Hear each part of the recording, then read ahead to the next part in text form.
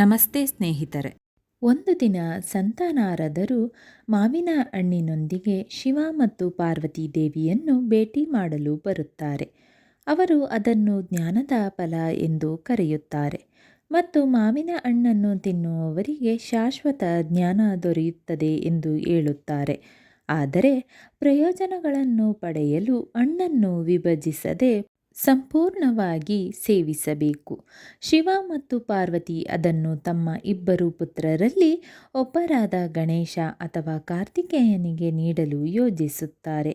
ಹಣ್ಣಿಗೆ ಯಾರು ಅರ್ಹರು ಎಂದು ನಿರ್ಧರಿಸಲು ನಾರದರು ಸ್ಪರ್ಧೆಯನ್ನು ಏರ್ಪಡಿಸುತ್ತಾರೆ.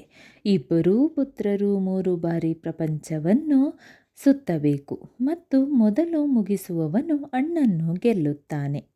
ಓಟವನ್ನು ಗೆಲ್ಲುವ ವಿಶ್ವಾಸದಿಂದ ಕಾರ್ತಿಕೇಯನು ತನ್ನ ನವಿಲು ವಾಹನವನ್ನು ಏರುತ್ತಾನೆ ಮತ್ತು ಬೇಗನೆ ಹಾರಿ ಹೋಗುತ್ತಾನೆ. ಗಣೇಶನು ತನ್ನ ಸ್ವಂತ ವಾಹನವಾದ ಇಲಿಯನ್ನು ಬಳಸಿದರೆ ಖಂಡಿತವಾಗಿಯೂ ಸೋಲುತ್ತಾನೆ ಎಂದು ಅರಿತುಕೊಳ್ಳುತ್ತಾನೆ.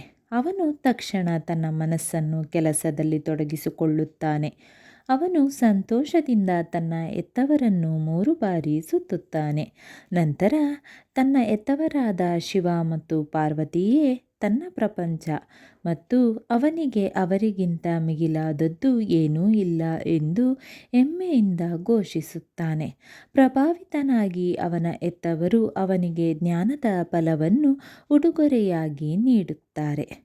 ಈ ಕಥೆಯಿಂದ ಮಕ್ಕಳಿಗೆ ತಿಳಿಯುವ ಮೌಲ್ಯಗಳೆಂದರೆ, ಗಣೇಶನ ಕಾರ್ಯಗಳು ನಮ್ಮ ಹೆತ್ತವರು ಮತ್ತು ಹಿರಿಯರನ್ನು ಗೌರವಿಸಲು ನಮಗೆ ಕಲಿಸುತ್ತದೆ.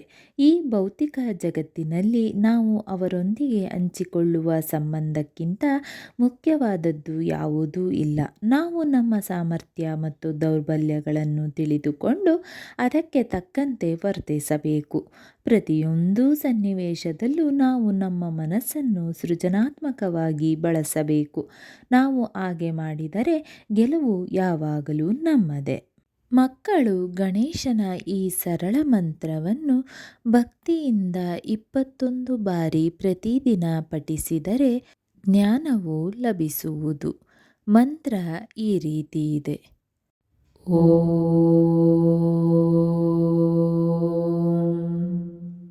ಗಂ ಗಣಪತಯೇ ನಮಃ. ಓಂ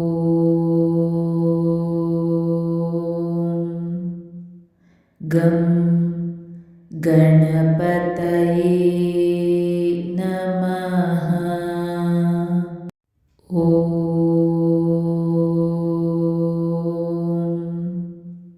ಗಂ ಗಣಪತಯೇ ನಮಃ.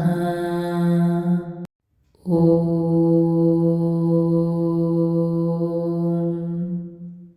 ಗಂ ಗಣಪತಯೇ ನಮಃ.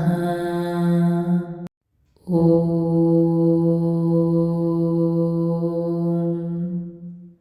ಗಂ ಗಣಪತಯೇ ನಮಃ. ಓಂ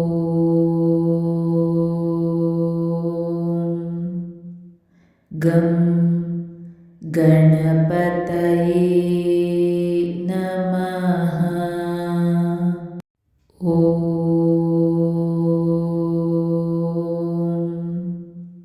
ಗಂ ಗಣಪತಯೇ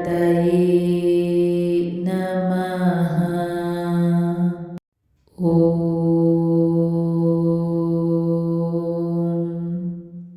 ಗಂ ಗಣಪತಯೇ ನಮಃ. ಓಂ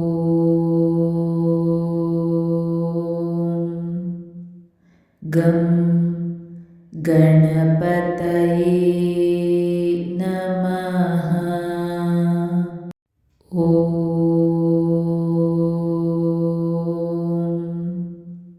ಗಂ ಗಣಪತಯೇ ನಮಃ. ಓಂ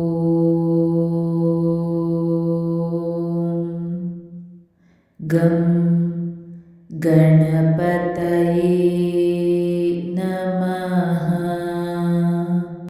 ಓಂ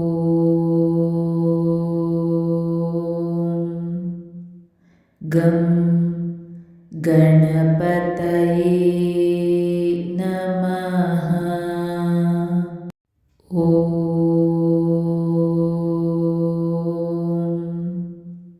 ಗಂ ಗಣಪತಯೇ ನಮಃ.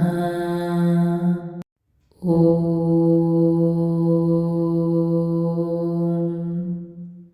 ಗಂ ಗಣಪತಯೇ ನಮಃ. ಓಂ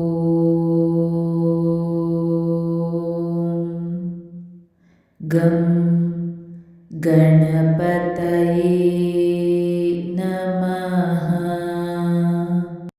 ಓಂ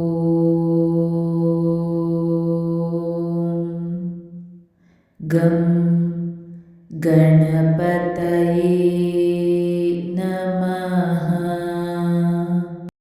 ಓಂ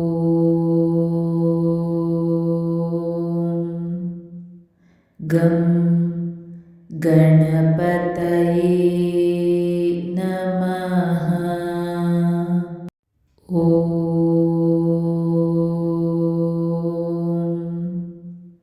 ಗಂ ಗಣಪತಯೇ ನಮಃ.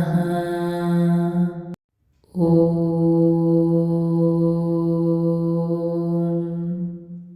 ಗಂ ಗಣಪತಯೇ ನಮಃ. ಓಂ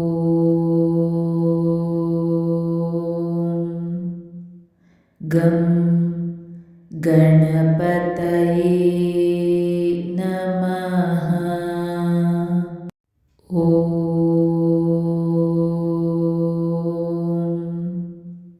ಗಂ ಗಣಪತಯೇ ನಮಃ. ಓಂ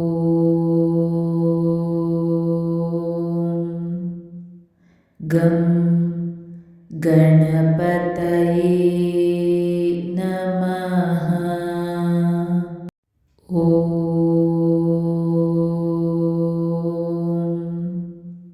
ಗಂ ಗಣಪತಯೇ ನಮಃ.